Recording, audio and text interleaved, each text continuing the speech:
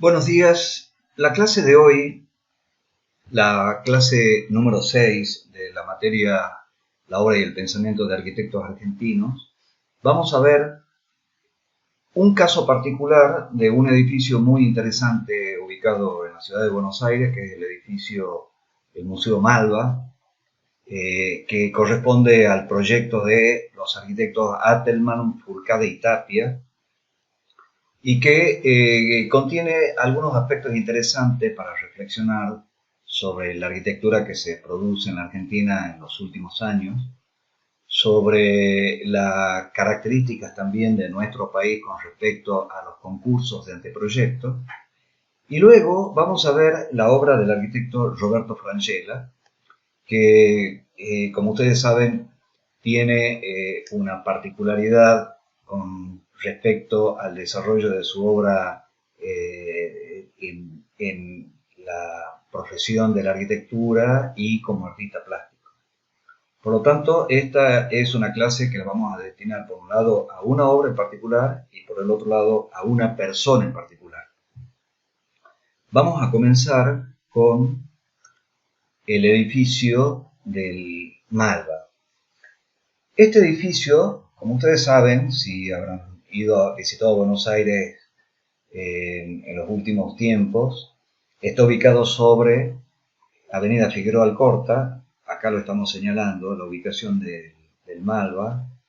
Está lindando con una plaza importante hacia el norte, y sobre Avenida Figueroa Alcorta, si ustedes recorren y caminan por toda esta parte, se van a encontrar con una parte muy interesante de Buenos Aires, que es el edificio ATC, que lo habíamos visto en la clase anterior, del grupo de los arquitectos liderados por Solsona.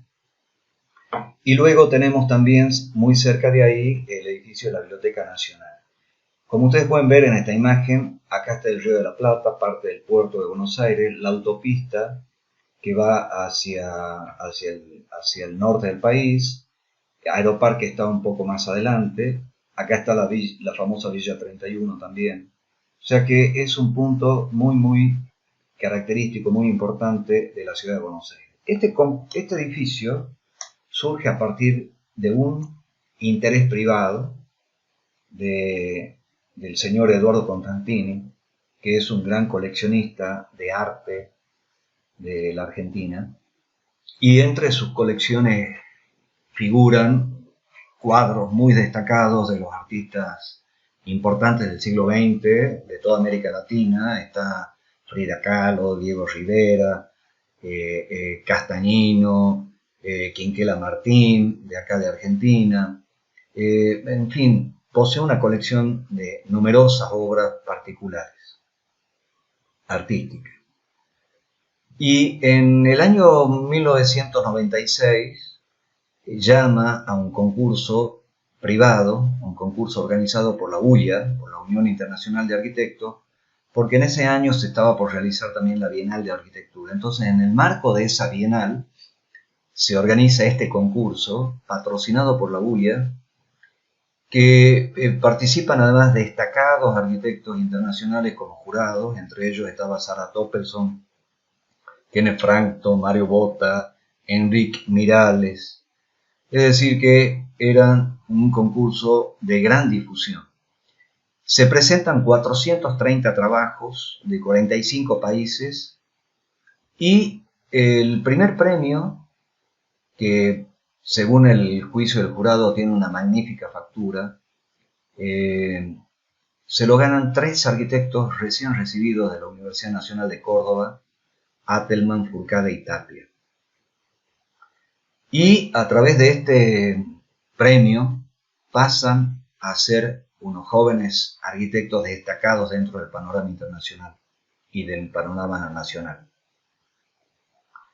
En ese mismo concurso se decide también que la dirección de obra la iba a realizar un arquitecto de experiencia. Por lo tanto, estos arquitectos realizan la documentación de obra con la supervisión del estudio de Solsona. Es interesante acá reflexionar sobre nuestra propia cultura arquitectónica con más de un siglo y medio tal vez de una larga tradición que tenemos en la Argentina, que es la realización de los concursos de anteproyectos.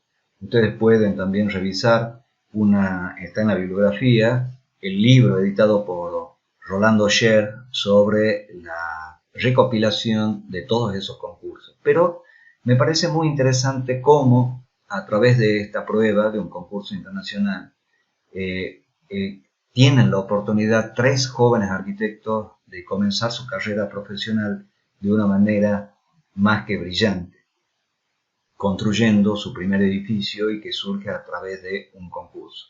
Sin embargo, en años posteriores, el propio Eduardo Constantini, el dueño del Museo Malva, les encarga otro proyecto de un edificio en altura, un edificio de gran altura, un gran proyecto inmobiliario, pero se los encarga con una particularidad. El proyecto tenía que ser de estilo francés, con lo cual estos 3 arquitectos pasan a ser muy criticados dentro del panorama arquitectónico argentina por renunciar a los patrones de la arquitectura del movimiento moderno y reproducir estilos del pasado. Ustedes lo pueden ver a esos edificios, a ese edificio que está publicado, o pueden leer parte de esa polémica que se dio lamentablemente hace pocos años. Entonces, fíjense esta triste paradoja, ¿no? De jóvenes arquitectos con mucha capacidad, con mucha creatividad, pero no saber ubicarse en aceptar o en renunciar a un encargo, por otro lado, muy importante. Esto se los dejo para que cada uno de ustedes lo pueda evaluar, lo pueda comentar también en las próximas clases y lo podamos también debatir, porque me parece que es un tema muy interesante de cómo uno se debe nutrir de ciertos valores éticos, arquitectónicos y tener una postura firme a través del tiempo. Obviamente que esto requiere de una cierta preparación y una gran convicción. Bueno, este es el resultado de ese concurso, un proyecto muy interesante porque logra ubicarse de una manera muy adecuada dentro de su contexto. Aparece esta idea también de un atrio en la entrada.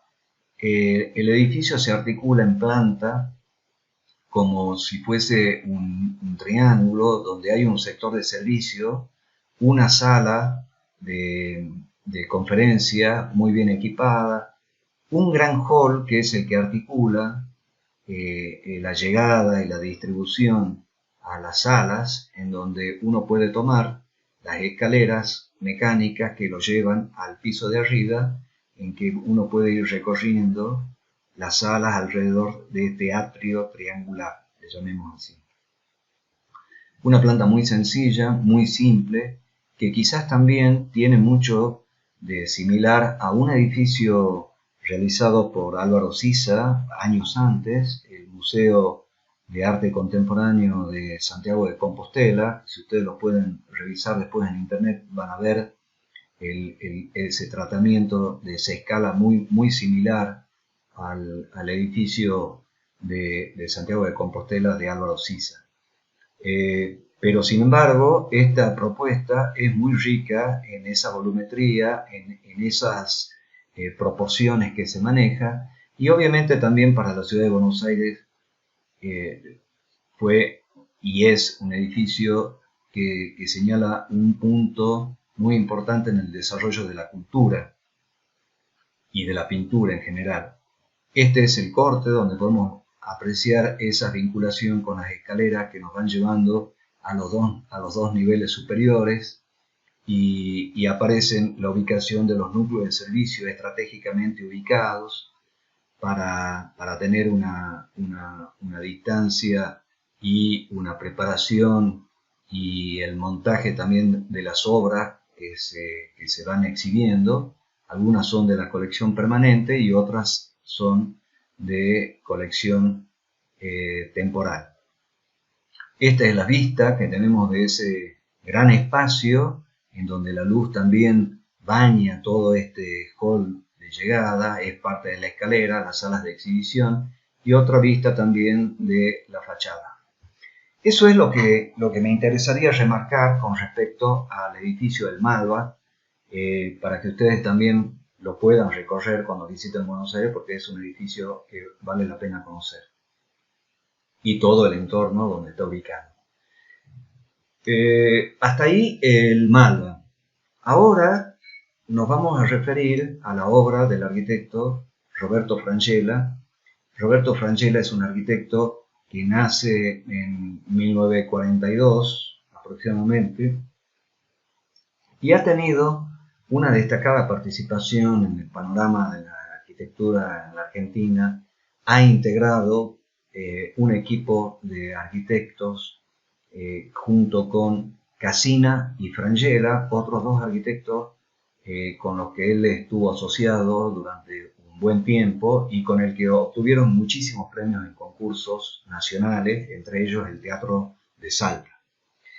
Luego va a tener otras asociaciones con otros equipos de jóvenes ya arquitectos, pero sin embargo a mí lo que me interesa comentarles es cómo a partir de la relación que uno va teniendo en el mundo profesional y va conociendo colegas y va conociendo arquitectos que se desempeñan en distintos quehaceres.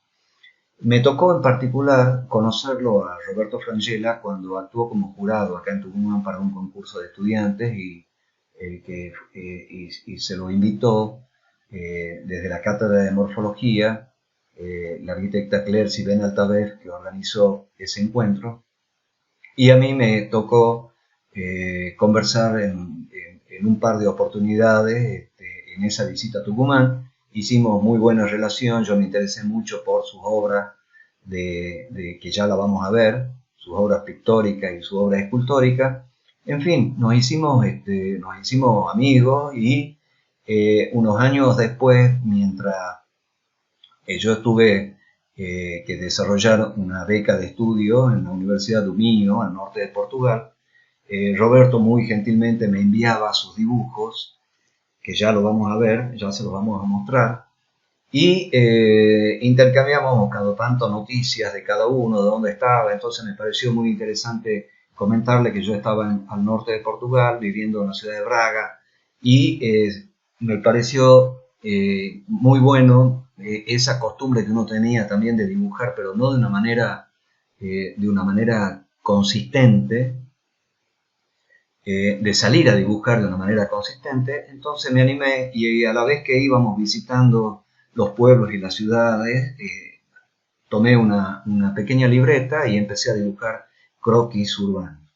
Les mandé a Roberto, y Roberto me contestó muy emocionado, muy contento, y me dice: Hugo, tus croquis son muy buenos, me parece que tienes que formar croquiseros urbanos en Tucumán, porque nosotros ya estamos formando croquiseros urbanos en Buenos Aires.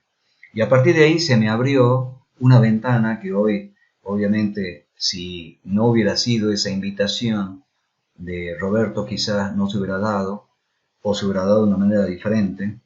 Pero comenzamos una gran producción junto con otros amigos de acá de Tucumán, y hoy puedo decir que debo tener ya casi más de 400 croquis dibujados de distintos lugares.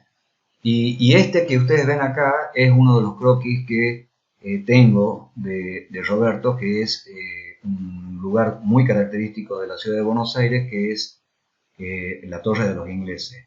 Lo tengo en mi casa, está colgado y lo disfruto todos los días de poder verlo. Es una manera de tenerlo también a un arquitecto muy interesante todos los días con nosotros.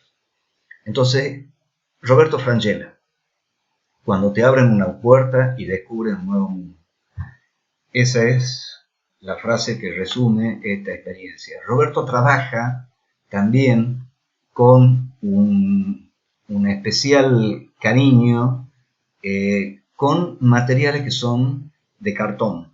Pero no tan solo los materiales son de cartón. Él trabaja con las comunidades de cartoneros en Buenos Aires, con los cuales tiene una especial afinidad, un arquitecto con mucha sensibilidad por lo social, un arquitecto con mucha sensibilidad por nuestra triste realidad expuesta a los designios de la pobreza y de los sectores marginales. Por lo tanto, esta búsqueda siempre está dirigida a construir elementos. Este es un caballo con el domador de la pampa, pero realizado con envases de cartón de distinto tipo, y con esos envases se le va dando la forma a distintas figuras. Lo mismo pasa también con este trabajo que hace sobre la ciudad de Buenos Aires, reconociendo sus tramas, sus lugares característicos, ubicándolos con distintas tonalidades y con distintos colores, ¿no? A partir de estos últimos años, Roberto Francella está asociado con otros arquitectos, con Valeria del Puerto, con Horacio Sardín, Colón y Berson, y con ellos va a desarrollar parte de las obras que vamos a mostrar, que son algunos proyectos construidos, otros no construidos y otros en concurso.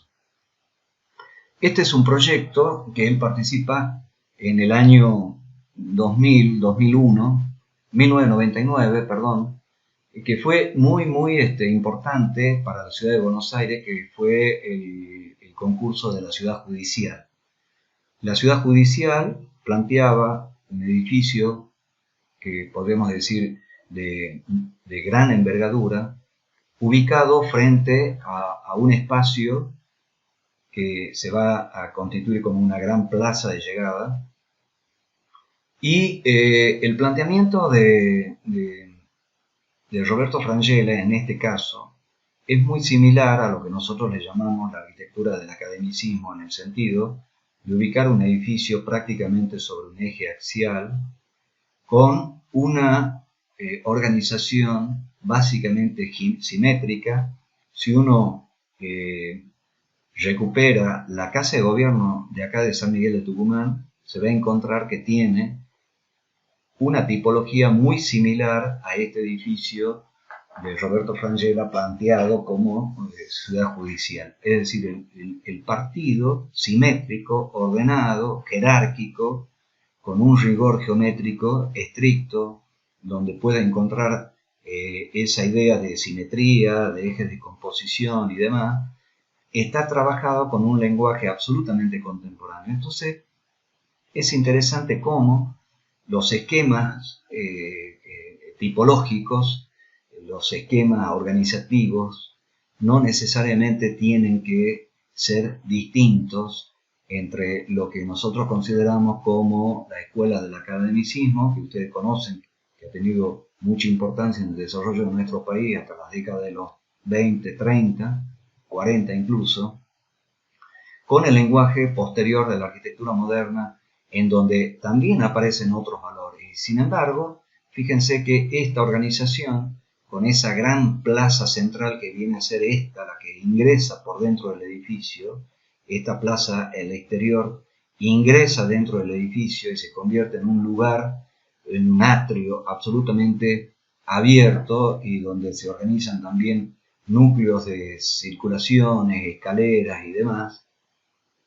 Y luego aparecen las distintas partes que se organiza este edificio, con un sobretecho que le da esa escala de protección para ubicar también espacios de servicio y demás.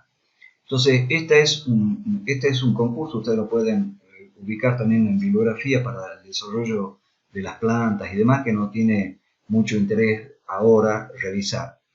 Pero luego, a partir de las charlas que Roberto Francella dio acá en Tucumán, comentó una serie de proyectos que son los que nosotros vamos a mostrar ahora. Él comenzó explicando cómo el contexto es fundamental para el desarrollo de un proyecto y cómo ciertos paisajes característicos de nuestra Argentina, como puede ser Calafate o como puede ser el Bariloche, tienen una especial relación con un tipo de arquitectura como es esta arquitectura que aparece en esta imagen, que tiene cierta reminiscencia con esa arquitectura europea ubicada cercana a los Alpes suizos, por ejemplo. Sin embargo, la propuesta que hace Roberto Frangella con el equipo de arquitectos que ya hemos citado es una propuesta absolutamente diferente, tratando de transmitir un mensaje completamente nuevo desde lo formal y desde lo funcional. Ese hotel está propuesto con una serie de cubiertas que en este caso van apareciendo dentro de un contexto particular, con una imagen también particular, y se van a desarrollar esta imagen de crear como una serie de caparazones que van armando las distintas zonas del edificio. Este es uno de los croquis que él dibuja en el sector de la espina central que tiene el hotel. Este es el hotel en donde aparece esta zona de llegada, en donde se llega y se articula una espina ordenadora para ingresar a las distintas habitaciones, que son estas, que salen de esta espina central, donde al final está también el sector de acceso, control y llegada al hotel, la zona de desborde con un lago de patinaje, miradores y demás, y las salas de convenciones que tienen a veces también los hoteles como otros servicios complementarios ubicadas en este sector. Esa es la propuesta para un hotel absolutamente diferente en tipología y en organización, incluso hasta el estudio de la habitación difiere absolutamente de las habitaciones de hotel convencional, el núcleo sanitario con una pared de vidrio, la ducha separada del núcleo sanitario, el sector de guardado, el sector de apoyo y luego la ubicación de las dos camas y la terraza o salida al balcón. Esa sería la propuesta de un hotel absolutamente diferente, un hotel con una visión completamente innovadora en un paisaje muy, muy particular de la Argentina. Él hizo también otros hoteles de esta misma línea, ubicado también en otro clima totalmente diferente, que son las imágenes que mostramos al comienzo, ubicados creo que en la provincia de Misiones. En este caso, lo que vamos a ver es una propuesta también que surge de un concurso muy importante que se hizo en el año 2005, 2006 o 2007, no recuerdo bien, en la ciudad de San Juan, que fue el complejo artístico cultural de la Facultad de Filosofía, Humanidades y Artes. Fíjense que es muy curioso, en la ciudad de San Juan, la Facultad de Filosofía está unida a Humanidades y Artes, algo que nosotros no tenemos acá en Tucumán, ya que la Facultad de Artes y la Facultad de Filosofía no comparten ningún espacio, ni tampoco están conformadas con materias propias, ¿no? Bueno, este concurso, el planteamiento que realiza Frangella y su equipo es el de crear de nuevo una muy buena relación con ese contexto tan particular que tiene la ciudad de San Juan, que es la búsqueda permanente de sombras posibles, ¿no? Entonces, lo que ellos crean es una calle que es la que organiza todo el edificio, y esa calle es la que le va a dar identidad y le va a dar color a la ubicación de este edificio, en donde aparece un hall general, lineal, que se va quebrando, que se va abriendo, que se va creando una transición entre lo que sería el exterior y el interior, y además ese hall contiene todos los elementos de distribución, que es lo que nosotros le llamamos un partido peine, que ha sido de mucha difusión en la arquitectura hospitalaria en Argentina y en otros países obviamente, porque se llama peine porque tiene una estructura ordenadora y luego salen las distintas zonas funcionales como si fuese una estructura lineal, ¿no? Y luego en esta parte aparece el anfiteatro, sectores de uso común. Como ustedes saben, los sectores públicos ya de esta facultad es necesario que estén ligados hacia el exterior para tener un uso absolutamente diferente y en otros horarios del resto del programa de este complejo artístico y cultural. Estas son las vistas que tienen también ese edificio. Acá se ve esa galería, un gran muro transparente, translúcido, vegetal, que es lo que le da esa identidad tan particular a esta propuesta, que fue, como yo les decía, el primer premio en un concurso nacional de anteproyectos. Esta es la imagen de uno de los maravillosos dibujos de Roberto, mostrando esa característica particular de cómo es la calle, cómo es esa calle sombreada y el resto del edificio. Este es otro caso de las propuestas de Roberto Frangella, en donde tiene un especial tratamiento por la arquitectura, le podremos llamar ecológica, ¿no? Una arquitectura en donde siempre está presente la naturaleza, donde siempre está presente una cubierta vegetal que le da sentido. Este caso es un edificio que había que revalorizarlo, un edificio muy interesante del academicismo en la ciudad de Buenos Aires, que tenía que alojar oficinas de la FIP. Y ese trabajo de revalorización, este es un concurso que lo tiene, creo que una mención, pero me parece muy interesante rescatarlo para mostrarle dos ideas que son muy interesantes para manejar en nuestra época. La idea de rearquitectura, que es reciclar, reordenar, rearquitecturizar un edificio que tenía otros usos y llevarlo a un uso actual, contemporáneo, de oficinas públicas. Y a su vez crear también las condiciones para que ese edificio sea revalorizado, pero que además tenga una carga interesante de actividades nuevas, localizadas, en este caso en la cubierta del edificio, como bares, restaurantes, miradores, por ejemplo. Entonces, aparece también la resolución de un programa específico como el que marca el concurso, pero además está la visión particular del arquitecto de saber transmitir, de saber crear una plaza en altura, porque esto es lo que yo creo que es lo más rescatable del edificio, es crear esa plaza que se la ve ahí, se la ve en la maqueta, esa plaza semicubierta en la azotea del edificio, para contemplar el paisaje de la ciudad de Buenos Aires. En este otro caso, el concurso de la Facultad de Psicología, también una interesante idea, que ustedes también la pueden ver en las publicaciones de la Sociedad Central de Arquitectos. Se trataba de crear esta idea. Este es el Río de la Plata, la facultad está prácticamente al borde del río. Entonces la propuesta es crear como una especie de loma, una especie de lomada que sale del cauce del río. Este croquis es muy singular, muy particular, porque ahí está visualizada la idea formal y funcional del edificio. Entonces se trataba de crear una gran loma en donde esa loma además sea un lugar de paseo y de contemplación hacia las visuales, hacia el río de la Plata.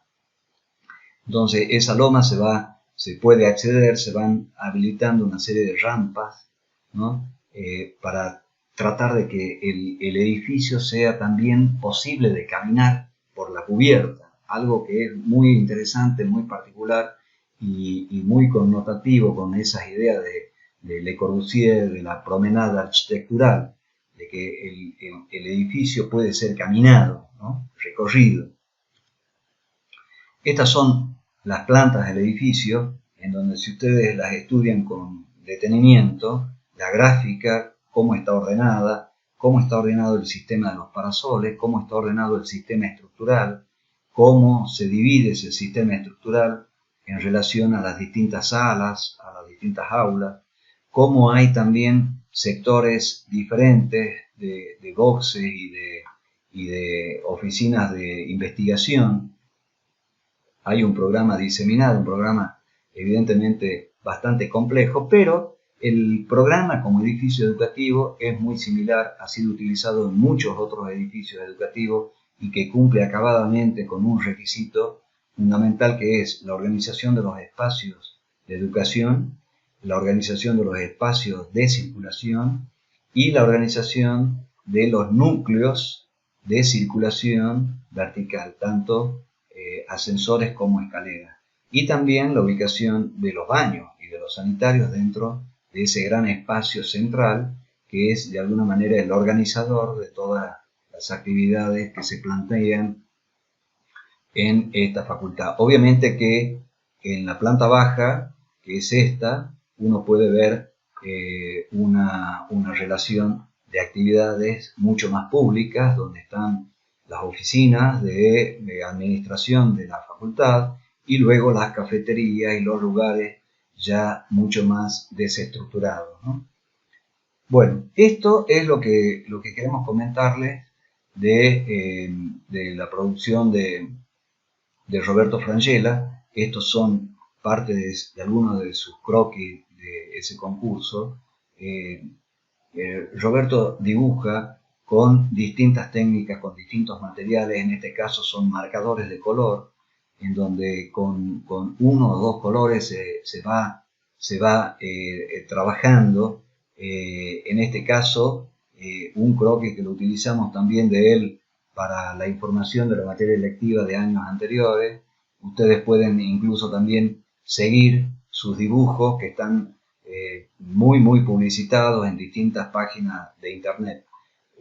Lo que pretendemos es que a partir de esta producción de Roberto, de articular su producción como artista plástico, como escultor, como dibujante, como arquitecto, establecer esa vinculación permanente de ver las cosas de una manera complementaria, de una manera del artista, que es el arquitecto, de saber dibujar, de saber conocer esa relación entre la producción manual y la producción mental, es decir, esa íntima relación que todavía nosotros estamos convencidos que se debe dar entre lo que piensa la mente y lo que dibuja la mano. Es decir, ese contacto con la manualidad, que es muy importante mantenerlo y no perderlo. Hasta acá llegamos con la clase número 6. La clase que viene la vamos a preparar y la vamos a subir oportunamente y vamos a desarrollar la obra. También vamos a analizar la obra de otros importantes arquitectos de la arquitectura en la Argentina de estos últimos años. Muchas gracias.